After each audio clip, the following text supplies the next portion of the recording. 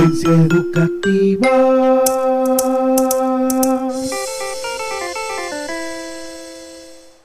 El siguiente es un programa de opinión, apto para todo público. Anzoátegui Televisión no se hace responsable por los comentarios y opiniones emitidos en este programa. Frecuencia educativa.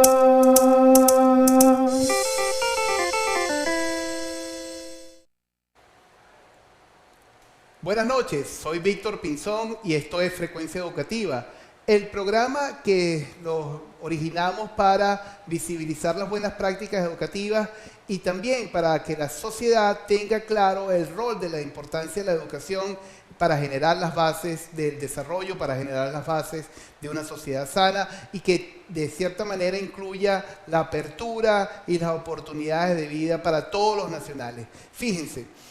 En la semana hemos podido trabajar durante muchos tópicos que han sido relevantes para todos ustedes, los televidentes en sus casas. Hoy vamos a conversar con un invitado muy especial, pero vamos a esperar un poco para presentarlo. Yo que sí quiero decirles que este invitado formó parte de una organización muy importante porque dejó el nombre del país en alto. Y además es una persona muy joven. Y quiero conectarlo con el maestro Luis Beltrán Prieto Figueroa, que estamos en el mes de su aniversario. Para Luis Beltrán Prieto Figueroa, la juventud era un factor dinámico de la sociedad. Para Luis Beltrán Prieto Figueroa, la juventud representa ese futuro promisorio, porque la juventud, de cierta manera, tiene características sumamente importantes, como es la pasión, como es el dinamismo, como es la voluntad de poder darse la oportunidad de poder cuestionar. Y sencillamente, la juventud es parte importante en la toma de decisiones de nuestro país. Se encuentra con nosotros en este momento el señor Blas Ichazo. Bienvenido, Blas. Hola, Víctor. Buenas noches. Gracias. Fíjense, Blas egresó del Colegio Integral del Manglar en la zona norte de nuestro estado, Anzoátegui, del cual soy miembro del consejo directivo. Es estudiante de Derecho y de Estudios Liberales de la Universidad Metropolitana. Está haciendo dos componentes y luego en el transcurso del programa vamos a poder conversar sobre qué significa estudiar dos carreras al mismo tiempo. También fue ex-faculty advisor de la delegación Metro Moon World, que ganó la mejor delegación grande en el modelo de Naciones Unidas de Harvard World Moon en Madrid del año 2019. Además, Blas no se conforma con eso, ¿sí? Y entró a un intercambio en el Instituto de Estudios Políticos de París, de Sciences Po, en una organización educativa de mucho prestigio político, de estudios políticos del mundo. Creo que una de las mejores instituciones que forma en el ámbito político en el mundo. Entonces, bienvenido, Blas. ¿Cómo estás? ¿Cómo te sientes hoy? Víctor. Bien. Para mí es un placer tenerte acá y poder compartir con nuestros televidentes tus ideas, tus experiencias, porque además son enriquecedoras. Porque como decía, que la juventud es un factor dinámico. Fíjense, vamos a leer esta frase del maestro Luis Beltrán Prieto Figueroa. Fíjense, sé joven por generoso impulso del corazón, por la desprendida forma de adhesión a la lucha por la justicia, por la renovada manera de entender la vida como proceso de creación para alcanzar metas altas de felicidad para los demás. Ese sentido es la juventud. Y para mí, tenerte acá en Frecuencia Educativa es una oportunidad para todos los televidentes. Empezamos con una pregunta, Blas. Tiene que ver con la educación. Para ti, ¿qué es la educación? Bueno, Víctor, para mí la educación es lo que permite al individuo comprender la sociedad en la que vive y comprender cuáles son, más allá de las capacidades y las competencias, qué es lo que lo mueve, qué es lo que lo motiva, qué es lo que lo apasiona, y en función de eso, saber cuál puede ser su aporte a la sociedad. Porque al final todos estamos aquí para dejar algo, para aportar algo. Y la educación es lo que permite determinar qué es eso y darnos las capacidades para eso. Hay un profesor de Colombia, del director del Instituto Educativos y Pedagógicos, se llama IDEP, Y él se ganó un premio que se llama el Premio al Mejor Maestro del Mundo, año 2019, por una organización que se llama Prize, que busca a los mejores profesores de todo el mundo. Y él dice que a la educación hay que subirle el volumen, porque en este tiempo donde pareciera que todas las condiciones están distorsionadas, la única forma de poder lograr un lenguaje común de la sociedad es la educación. ¿Qué opinas al respecto de eso? Yo estoy de acuerdo con eso y yo creo que definitivamente la educación, si la pandemia algo nos ha mostrado es que la educación puede estar presente a lo largo de toda la vida. Claro. Eso lo vimos desde el principio con esta ola de seminarios por internet que hubo y que sigue habiendo. Eso es una primera demostración de ello.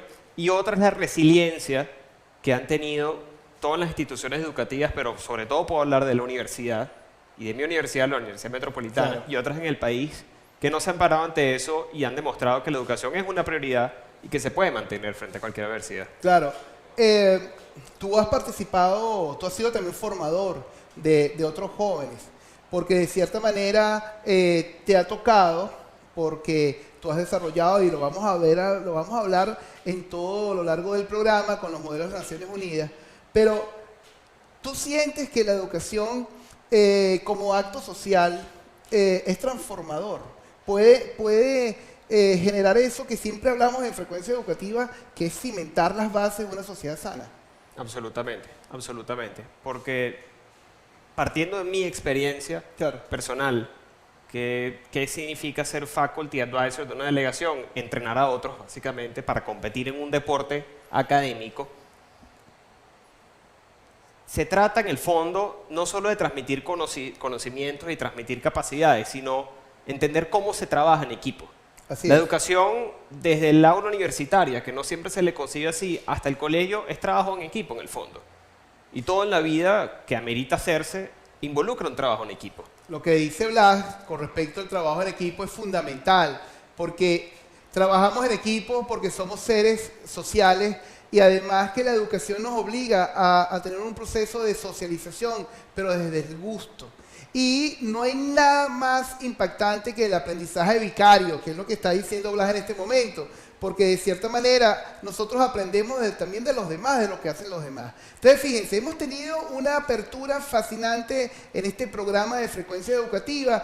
Les invito a nuestros televidentes poder ir tomando incluso algunos apuntes, porque hemos hablado de cosas importantísimas que tienen que ver con la educación, pero también tienen que ver con la toma de decisiones, porque de cierta manera él ha trabajado, ha dado unas ideas importantes con respecto a la educación, y como usted que está allá, abuelas, papás, tío, mamá, que tiene a sus hijos en la escuela o en las universidades, lo que tenemos que entender que la educación es fundamental y que todos participamos. Fíjense que hemos hablado incluso de que me tocó enseñar porque de cierta manera era mi responsabilidad. Entonces, miren, vamos a en este momento a ir a un segmento, pero nos vamos a ir entendiendo que vamos a empezar a indagar sobre esa metodología tan interesante que son los modelos de Naciones Unidas. Bueno, les recuerdo las redes sociales, @Frecuencia Educativa. Bueno, vamos a un corte y ya regresamos. Frecuencia Educativa.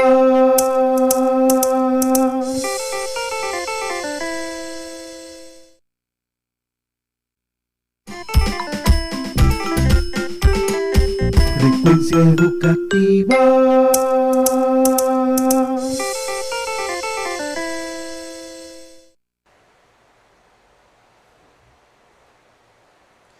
Seguimos en Frecuencia Educativa analizando los factores que están inmersos en la educación y entender que la educación no solamente la hacen las escuelas, las universidades o los profesores, la educación la hacen también los estudiantes. Y tenemos en este momento en el estudio a Blas y Chazo, a aquellas personas que se están incorporando en este momento, que puedan entender, bueno, que estamos trabajando y hablando de la juventud, de la educación y de las perspectivas. Pero además de eso, tenemos en paralelo que hacer mención del maestro Luis Beltrán Pietro Figueroa, porque el maestro está en su mes aniversario y es importante resaltarlo. Y me tomo el atrevimiento de leerles una cita de Luis Beltrán, que dice así: el porvenir puede ser brillante, pero el porvenir no se inventa, se prepara y se planifica en el presente.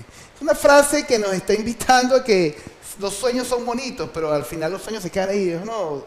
Blas. Entonces, fíjense algo. Blas dijo en el segmento anterior que participó como faculty advisor de la delegación de la Universidad Metropolitana.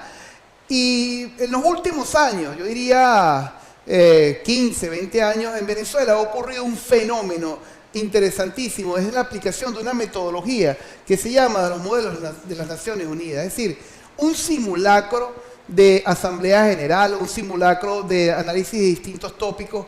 Y en todas las escuelas, en todas las universidades a lo largo y ancho de Venezuela, hemos podido trabajar esta metodología de experiencia significativa que ha sido juzgada porque, bueno, puede ser que la cataloguen como fútil, pero yo como maestro y como profesor, yo siento que los modelos de Naciones Unidas son importantes. Y está con nosotros un protagonista que llevó a una delegación de una universidad venezolana al mejor modelo de las Naciones Unidas que lo organiza la Universidad de Harvard en Boston, pero hicieron un evento en Madrid y él se trajo la victoria de esa delegación. Para nosotros es un orgullo. Pero más allá de los premios, ¿qué significa ser parte de una delegación? ¿Cómo se trabaja eso? Para los televidentes que están allí sentados, ¿qué es eso? Como decías, porque mucha gente no entiende qué es el MOOC. El MOOC es básicamente una simulación en la que es un deporte académico, en esencia. Es un deporte académico en el que tú como competidor representas a un país en un comité de las Naciones Unidas. Ese comité puede ser el Consejo de Seguridad, puede ser la Asamblea General o cualquier otra agencia especializada. Y como representante de ese país en un comité, debes buscar soluciones y trabajar en equipo y formar bloques con países aliados para generar una resolución. Es decir, una solución a un problema en particular. Es decir, que distintos miembros de escuelas, de universidades, a través de un proceso de normas muy claras, se encuentran y empiezan a jugar a ser presidentes de países, empiezan a ser incluso hasta directivos de grandes corporaciones. ¿Es así más o menos? Sí, en esencia eres representante de un país, pero lo que es importante que se entienda es que es un deporte académico. Entonces, como tú decías, a veces hay cierta crítica al MOOC, porque evidentemente como estudiante universitario participando en una competencia no vas a solucionar el problema de fondo que estás discutiendo, pero es que ese no es el objetivo. El objetivo es aprender oratoria, aprender a trabajar en equipo, aprender a competir bajo presión y aprender a liderar.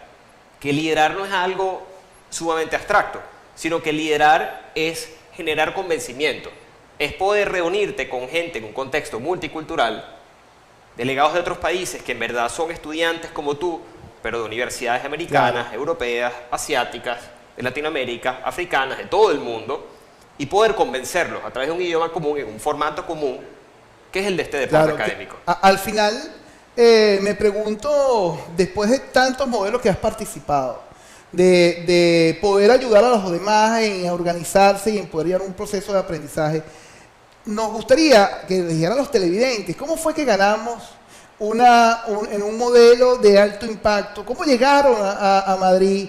Porque se entiende que también los profesores de la universidad no te exoneraron de evaluaciones. Se entiende que tuvieron que buscar el dinero para llegar a Madrid. Entonces, cuéntanos un poco cómo fue esa experiencia de poder llevar a unos venezolanos contigo, como llamarlo de alguna manera, directivo de esta delegación, a Madrid. Sí. La universidad muy famosa de Harvard organiza dos grandes modelos interuniversitarios de Naciones Unidas. Y uno de ellos se llama WorldMOOC, que es organizado por un equipo de Harvard en una ciudad distinta y una universidad distinta del mundo cada año. En el 2019 fue en Madrid, organizado en conjunto con varias universidades españolas.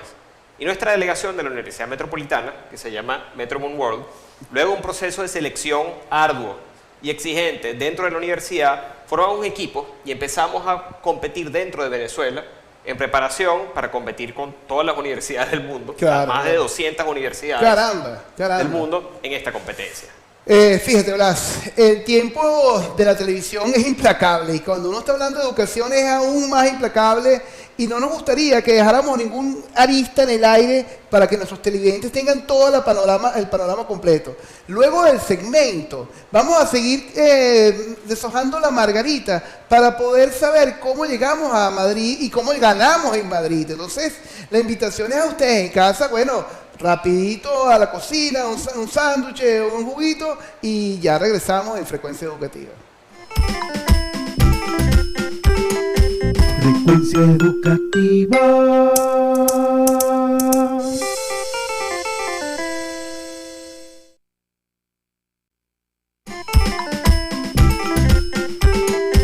Frecuencia educativa.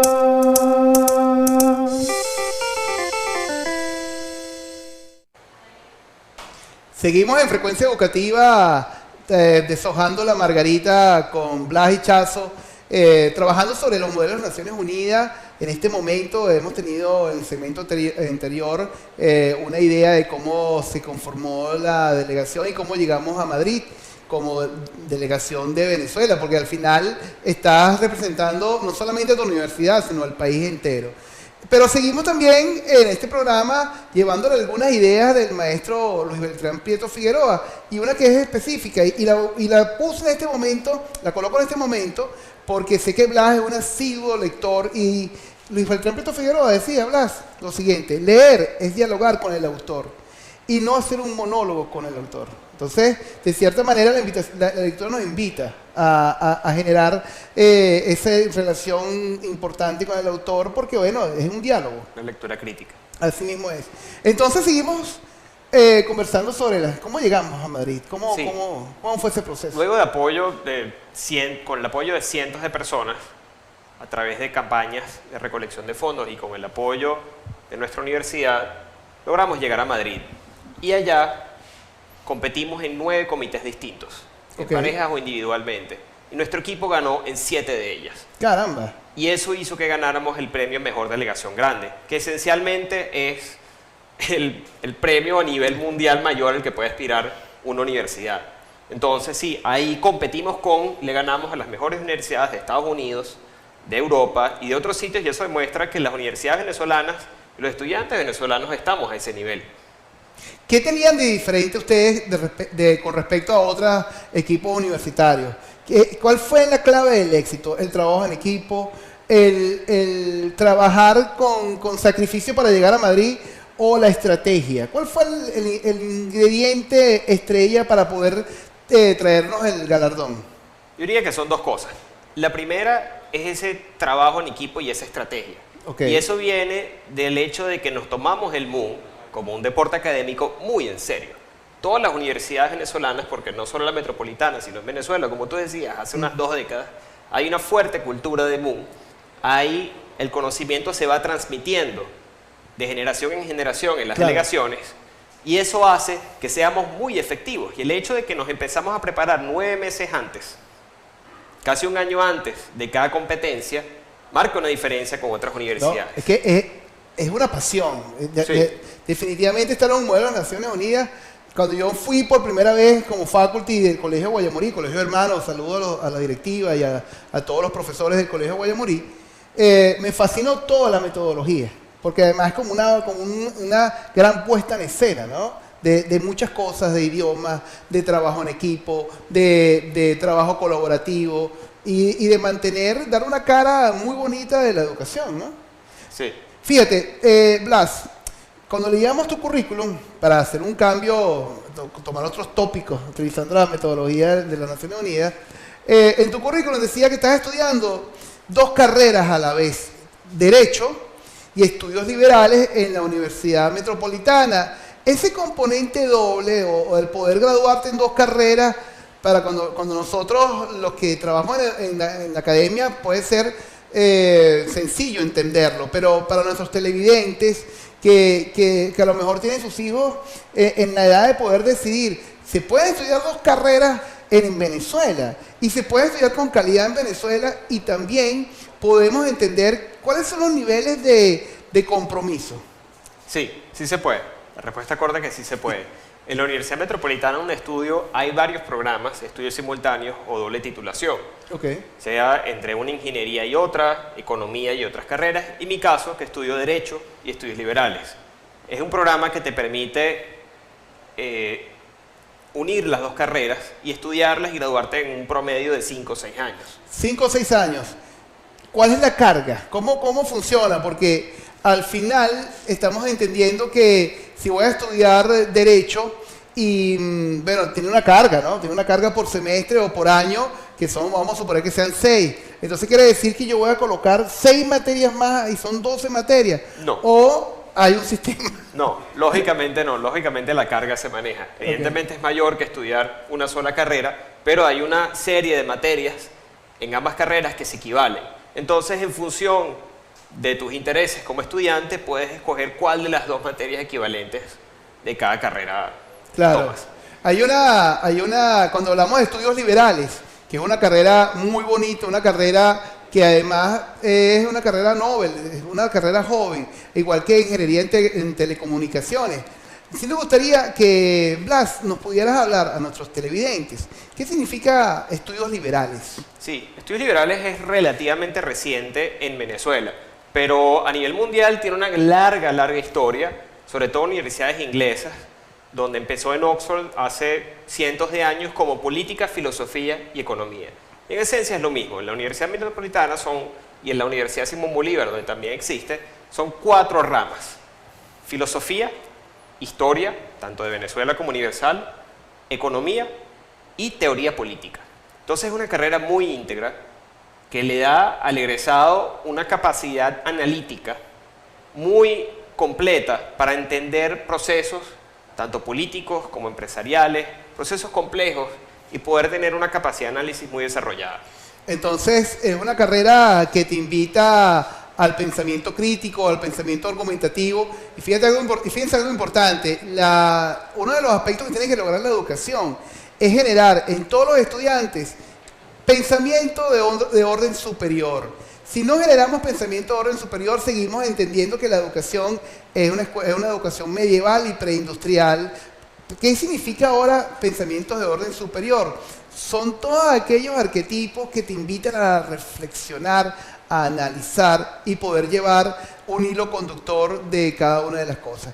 Blas, a ver, quiero que des una breboca de una oportunidad que tuviste en la universidad, que era poder incorporarte a un programa para nutrir tu carrera, pero ya no en Venezuela, no porque en Venezuela no existen las universidades para hacerlo, sino porque hay una oportunidad, se te abrió una oportunidad de ir a Francia a estudiar en el Instituto de Estudios Políticos de Sciences Po, que es uno de los mejores del mundo, y me gustaría que dieran una breboca cómo fue esa experiencia, porque además tengo entendido que todo lo que implicaba costos y traslado lo erogó fue la Universidad Francesa, y tú no colocaste absolutamente nada. Sí, correcto.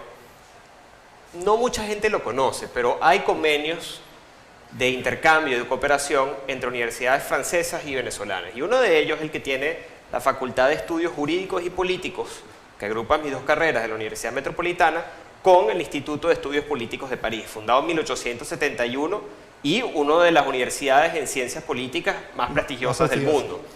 En el marco de este programa, los estudiantes pueden estudiar 2 semestres, hasta 2 semestres en Sciences Po, como otro estudiante más, pudiendo escoger libremente las materias que quiere ver de pregrado, tanto en inglés como en francés, así como materias de idiomas, y pagando matrícula en Venezuela, en su universidad de origen. Y pude hacerlo con el apoyo de la Embajada de Francia. Fíjate, voy a salirme un poquito del tema para poder abordarlo en el último segmento. Has hablado que estuviste en Madrid, en el modelo de Naciones Unidas de la Universidad de Harvard, y hablabas del inglés. Y ahora estamos sumando un tercer idioma, que es el francés. Y también sé, porque te conozco, que te hablas alemán. Te voy a hacer una pregunta sencilla, en menos de un minuto para cerrar el segmento. ¿Por qué es importante manejar la competencia idiomática, o el inglés, o el francés, o el alemán, o todos en conjunto? ¿Por qué es importante? En una palabra, para entender. Porque los idiomas nos permiten entender al mundo, entender cómo piensa otro, ponernos en su lugar.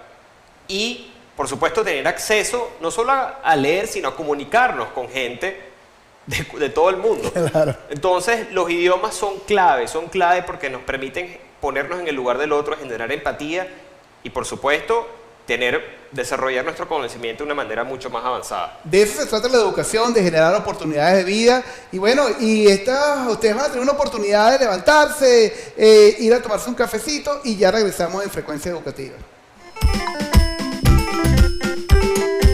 Frecuencia Educativa.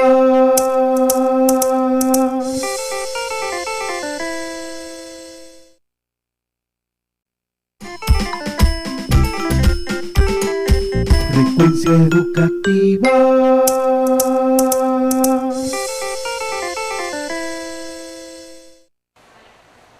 Ya estamos de vuelta en Frecuencia Educativa. Esto ha sido una hora increíble porque hemos aprendido mucho con nuestro invitado Blas Hichazo. Pero fíjense algo, tenemos que ir ya cerrando ideas, este es el último segmento, y nos gustaría que abordar otras cosas que tienen que ver con ya futuro y como tu rol de ciudadano. Pero no antes sin leer la frase del maestro Libertad Preto Figueroa, ¿no? Nadie puede dirigir a otros si no es capaz de dirigirse a sí mismo. Entonces, de esta manera, te quiero hacer una pregunta. Estás estudiando Derecho y Estudios Liberales en un país que tiene una crisis desde todo punto de vista. ¿Por qué estudiar Derecho? ¿Por qué estudiar una carrera que pudiésemos ya en un primer escenario preliminar no tiene futuro? Ante todo esto que estamos viviendo, preliminar, ojo, aquí estamos haciendo un tema de escenario. Te pregunto, ¿por qué estudiar Derecho, Blas? Bueno, esencialmente, fundamentalmente, porque estudiar Derecho no es aprenderse de caletre unas leyes. Claro. Eso lo puede hacer cualquiera.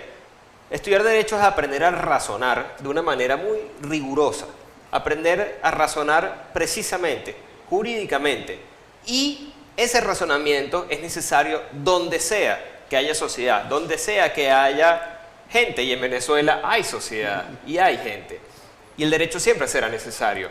Y el derecho, hay una creencia según la cual estudiar derecho en Venezuela te impide luego, si quieres desarrollarte en otro lugar o en otra área, hacerlo, y eso no es así.